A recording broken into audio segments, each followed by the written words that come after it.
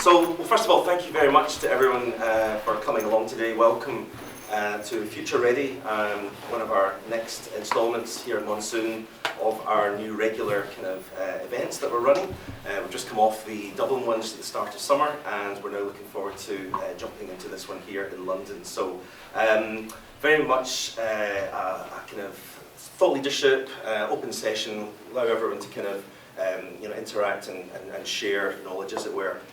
Just want to say a quick thanks, obviously, to Adobe for giving us this fantastic auditorium and hosting us today. Thank you very much to all there, and thank you very much to Adian, who are co-sponsoring the event along with ourselves. So thanks to everyone there. I'm Alistair, I'm your host today. I'm just going to run through just the agenda, introduce our speakers. We've got an action-packed lineup for you today. We're just going to start off in a moment with Alex, solution consultant here at Adobe with B2B trends. Then our own Laura is going to come up and talk about UX and personalization within B2B. We'll then have a quick break for coffee, and then we're delighted to welcome our client Punch Pubs Co. here in the UK to talk about their experience with Adobe Commerce, the journey they've had in B2B e-commerce so far, and we're really looking forward to a good interactive session with the guys from Punch. And thereafter, we'll just conclude with a panel discussion covering a number of just different kind of trends and subject matters all around B2B. Okay, so as I say, we've got a fantastic lineup of speakers for you today. Alex Dixon, solution consultant here at Adobe, is just going to come up in a moment, talking about B2B trends and solutions. And Laura will be following up thereafter with UX and personalization. And as I said there, our case study feature after the break this afternoon with Chris, James, and our own Tig from Monsoon. And the panel discussion, we're delighted to have Kieran and Bhavin and our own Bharat, who will join me on the panel to wrap up this afternoon's proceedings. So, without further ado, I'd love to introduce Alex Dixon from Adobe, Solution Consultant. Alex, over to you. Thanks very much. Thank you very much. Hi guys, thanks everyone for being here today. Nice to meet you all. So yeah, today we're going to be covering B2B trends and kind of what we're seeing in the industry, what's hot right now, what are other B2B businesses doing it, and kind of how can Adobe help you to kind of accommodate some of these trends as well. So first off, we're going to look at global growth and forecasts. Where's B2B going? What's the actual market looking like? And if we kind of look here, we can see that B2B e-commerce could reach by 2027 9.6 trillion worldwide. So quite a significant amount. We see that majority being led by North America with 3.4 trillion there, kind of closely followed by Asia. Europe kind of sitting in the middle there, but what's also really cool to see is we're seeing these emerging markets as well. So we've got Africa kind of coming in with 248 billion. We've got the Middle East as well, many might be working more there. So we're seeing it become a lot more popular. There's a couple of reasons behind this trend of why it's becoming more popular overall, and a lot of it's to do with maybe younger B2B business practitioners kind of coming in, working and use these excellent online experiences, kind of moving away from that more traditional, maybe kind of face-to-face, over the phone, offline kind of actual purchase model for B2B has been in the past. In fact, 50% of B2B merchants expect to generate half of their income from online sales by 2026. So kind of if we look at the comparison here, we've got, at the moment, typically 21% of customers of B2B merchants are actually only putting 1% of their sales through B2B on e-commerce. So we're expecting that to drop to 4% just in a couple of years' time. So that's how significant we're actually picturing this change to become. In the contrast, if we look over to the other side here, we can see currently 7% are just reaching over 50%, kind of towards the 74 mark. And in the next 2 years, we're expecting that to increase up to 25% as well. So it really kind of shows you just how important it is to make sure that you are investing in your e-commerce infrastructure, to make sure that you can keep up to date with these trends and ensure that your business is able to scale with demand and the expectation that your customers are looking for at the moment. So kind of look at the different channels that we're using in B2B. We've kind of got three prominent ones here. We've got e-commerce websites, which you're probably all familiar with if you're in this room today, electronic data interfaces, and e-procurement as well. So we see these being the three most popular at the moment as well, kind of showing just how digital is the most popular form of kind of doing B2B business at the moment. We've also got some maybe more B2C ones down the side that you wouldn't expect to see necessarily. So we've got social commerce and native mobile apps. I thought it was quite interesting to even see these here with B2B, as not necessarily expected. So maybe in a few years we can see them to maybe take up a bit more share of the actual different channels that we'll be selling across. But at the moment it seems that that's kind of staying put with just the B2C market, not really branching into as much here. And also in the middle we can see that we've got third-party marketplaces as well. So that's, your Amazons, your eBays selling as well. They're kind of staying put equally across B2B and B2C too. So you can maybe see a couple more different B2B businesses reaching out, selling across Amazon as well. But the real benefits of kind of going down these e-commerce approach, these electronic data interfaces, is that you've got full control over exactly how you want your products to sell. Rather than going through third parties or procurement softwares, actually having the option to directly sell and market your products through your own e-com websites and deliver those experiences that you want your customers to have. And that's kind of where we're really seeing that trend of more companies wanting to do this flow.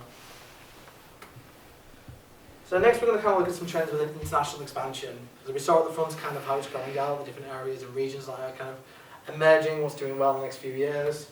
But kind of how is that affecting businesses? Where do we actually see these B2B businesses expanding? Well, if we actually look at the numbers here, we've got just over 2/3 of businesses currently operating more than one region, with in fact just one-third operating on a single website. So we've got here 40% actually operating currently e-commerce in 6 or more countries, which is quite significant, and that kind of helps explain why we're seeing these emerging markets that we saw earlier growing a bit more. People starting to expand into Africa, the Middle East, and we've worked on a couple myself around there. It's getting really popular at the moment as well. I would see that's something that's already kind of taking place at the moment. But if we're looking out into the next 24 months, we can see that we've got 18% of businesses looking to expand out into 11 additional countries. So that's almost 1/5 of people looking to expand out into 11 different countries, which is pretty ambitious. But if we're getting 1/5 of B2B businesses doing it, it kind of shows how significant our trend is to actually branch out and do more globalization when it comes to this as well. We've still got 1/3 looking at no more additional countries, kind of the same at the moment. Maybe these are the businesses that will stagnate, the ones that aren't looking to grow, and yeah, maybe aren't actually keeping up to date with trends that we're kind of seeing here as well. Payments. So again, another really interesting one. In the last 5 years, we're seeing kind of the use of cash, checks, in a way the more analog payments is on the decline, and we're really seeing that digitization of payments. So there's a couple of different reasons why we could be seeing this. It's like one, it's a little more efficient, it's easier, there's less operational costs for the B2B merchants as well. They're not having to kind of process all of these cash. So it's also much easier for the customer too. So obviously going through online transaction, it's easier for them to process it online or doing it over the phone and sending a payment link to. It's easier than maybe sending a check or actually going to a bank and transferring some cash as well. But what's really interesting here is as well that the decline is also as a result of it being easier for the sorry, I just lost my train of thought there. It's more easy for the actual merchants to process these as well, but it also gives the merchant that element of insight as well on what the customer's doing. So it's beneficial for both. It reduces friction for the customer because they can just go through that flow a lot easier. So high conversion rates for the merchants. And then also as a result, the merchants also getting those insights that you wouldn't necessarily get through cash and checks, getting those payment insights too. And I think that maybe if we chat with some of the admin guys later, they'll be able to kind of share a bit more of what those insights can provide for you, just how useful that is when it comes to personalization and actually seeing the analytics of your customer groups too. Another interesting take here is buy now, pay later solutions when it comes to B2B, and this kind of took me by surprise when I was learning this one. So we can see here kind of different generations that we've got. So got Gen Z, Millennial, Gen X, Baby Boomers, and the Great Generation. I can kind of see the kind of guys really kind of powering this, the Gen Z and Millennials. They'll be used to Klarna, buy now, pay later products within the B2C. But as I mentioned at the start, we're seeing these guys coming into the B2B world. They're the ones expecting these great experiences. They're the ones expecting these kind of experiences online where they can do buy now, pay later. So we can see the growth in that in the last few years. And we've now got vendors for payment products. 25% now saying that they're offering buy now, pay later solutions in B2B, which I thought was really interesting and was something I quite expect to see. So as obviously we get more of the great generation, being baby boomers retiring over the next few years, we're going to get more Gen Z, more millennials into the industry as well. That trend is likely to follow through as well. With 25% of vendors already offering it, we can probably expect to see that grow in the next few years too, kind of following on suit with this trend. When we'll get some 2024 stats on that, it'll be good to see if that's kind of grown up again as well. So best practices. So here we can kind of see exactly what the tech stacks are and where people are investing kind of across their tech stack. And obviously you guys will know as B2B merchants, it takes quite a lot of investment to get a solid tech stack to make sure that you're offering the right experiences for your customers here. And I think what's interesting to see here is some of the most significant ones we can see are e-commerce platform.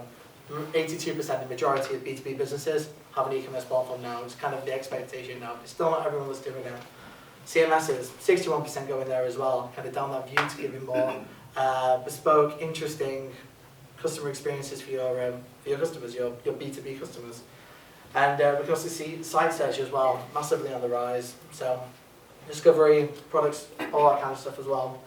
What's also really interesting as well is that we can see analytics and email marketing as well having such significance here. Both of them are 71%, kind of the crux of B2B marketing, so it's not really any surprise here. But kind of where some of the insights can come with this are kind of where those considering replacing in the next 6 to 8 months. So the blue bar is kind of representing where that investment's coming from. People are considering upgrading or replacing in the next 6 to 8 months compared to the red, which is currently in use. And that's customer data platforms. So we can see 21% considering upgrading or investing in the next 6 to 8 months. That kind of shows us how there's more of a trend towards kind of personalization, wanting to know your customers better. Something that's not been as predominant in B2B, kind of helping us to deliver those personalized experiences through CDPs. So we've seen a growth in that too. Again, product recommendations engine, personalization, delivering these products, helping discovery. I think this is also tying into as well site search. Even though that's not quite a replacement at the moment, I know I've worked for Adobe that we're seeing a lot more B2B businesses using live search and product recommendations across their B2B and B2C too. So that's getting a lot more popular as well here too. So yeah, it's a really good way of kind of seeing exactly where B2B businesses are looking at investing in their next steps in the next few years as well. So how are these businesses handling the landscape for headless? So B2B is kind of adopting it better than B2C. So round of applause for you guys. So unless you do B2C as well, then catch up. So yeah, so we can see that we've got 29% of B2B businesses are currently operating in headless. And the trend seems to be, if you started off on a headless approach when you're kind of first starting with your business, it's a lot easier to maintain. And that's kind of where we can see the decreases going into currently implementing a headless solution. So we can see that more B2B, B2C businesses are looking at implementing headless solutions, and that just tends to be down to the sheer nature of complexities on B2B sites. Trying to replicate your existing components on headless for existing B2Bs can be quite challenging finding all those components, and that's why we kind of see not many kind of actually taking that off. So if we're looking at those evaluating it, we can see it's quite significant, but a lot of them are clearly identifying that challenges of getting that like for like with the headless solution too. And again, we can kind of see no plans for a headless solution as well, down at 36. So it's a bit of an interesting take, kind of spread across differently. Initially doing it better than B2C, but kind of that migration to a headless approach looks a lot more stagnant in the B2B market than it does in B2C, where maybe a bit more investment is taking place to kind of optimize those customer journeys and deliver those better experiences. So data to personalized commerce experiences. So what is the data that B2B businesses are using directly to deliver personalized experiences? So number one, customer accounts information. Kind of the stuff that we'd expect. Location data, email marketing. Down at the bottom still, kind of looking at pages the user has viewed. Something in B2C you'd really be using to kind of build those segments, put into your CDP. Maybe we'll start to see these fields grow as there is more uptake in CDP over the coming years. But yeah, kind of just show you that how useful it is to actually have these personalization elements with up to 54% of customers at least doing some elements of personalization, which is what we are seeing. We're seeing most customers do that in the B2B space as well. Which kind of leads us on to the next point here, which is the golden rule, is treat your B2B customers like they are consumers. We're getting younger audiences in there now that have grown up with really unique and great B2C experiences, and then they go into these really old B2B procurement websites, which just spreadsheets, and it's just not cutting it anymore. It's like they're going to move away from them. They're going to go to the better experiences. Buy now, pay later options as well. We're just going to start treating them like B2C customers and kind of do the move. So with personalization, the increase of personalization, data being collected, tracking on B2B as well. If you're not kind of keeping up to that pace of that level of experience that your customers are expecting from a B2C journey, it's where you're really going to struggle and drop off. And you're not really going to be able to grab some of that 9.6 trillion of the market share that's going to be available within the next few years if you can't keep up with these standards and these great customer experiences that your B2B consumers will be looking for. So at a minimum, your customers expect to place a portal just to kind of, do self-service. None of those days of having to call up, do things offline. It's essentially that customers want a single place. With Adobe Commerce, we've got our B2B service self-portal.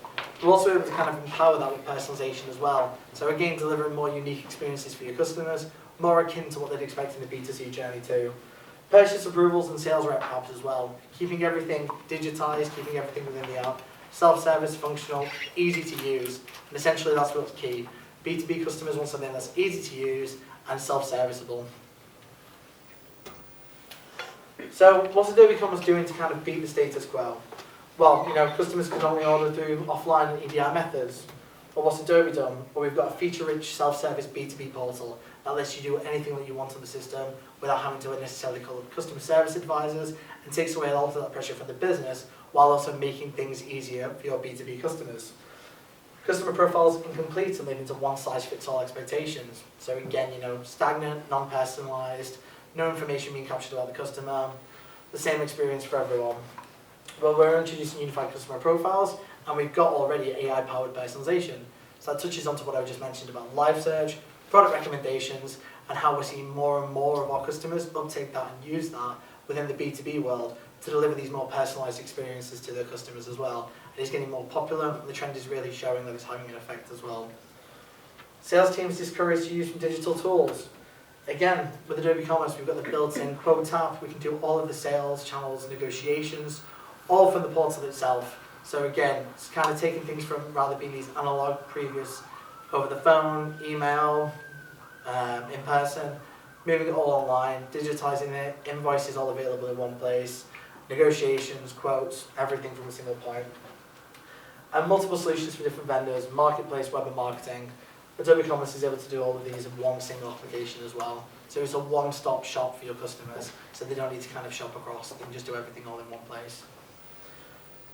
Next, we're just going to look at some exceptional examples of B2B and how some of our customers are keeping up with the trend. So first, we've got Coca-Cola, who since introducing this self-service portal have seen 74,000 new customers on board within 2 months. So the desire is there, registering new customers because they can do it all themselves without having to call up, register, apply, get approval over the phone. Just being able to do it themselves, you can really see that uplifting customers signing up. Toyota, being able to have more control over selling through their own channel. So now they're having just one website instead of having a multitude of them, all managed from a single back-end instance. So again, this allows them to work across different markets, different product parts as well, all from a single instance of Adobe Commerce. Again, showing how they can grow their market further into different regions if that's something that they want to do on the next step. With FedEx, they've been able to use Adobe Commerce to launch a marketplace. Again, keeping up to date with the new trend with B2B, marketplaces being one of them. A 64% year-on-year revenue growth since they've launched that as well. And finally, HP, sells consumers and business customers. So HP actually helped us pioneer some of our Adobe Sensei software. So that's our product recommendations and our live search. They were one of the first big businesses to take this on board to actually start testing it out. So they've been using the live search on their B2C for years now. They've recently started introducing it into B2B as well, and that's really kind of going with this trend that we've got as well. As a result of this, we've seen a 4.6% increase in mobile conversions across 30 different countries as well. So hopefully you can see these big businesses that are keeping up to date with the B2B trends. We're actually seeing the results off the back of this as well. Cool. Thank you everyone. Let me know if you have any questions.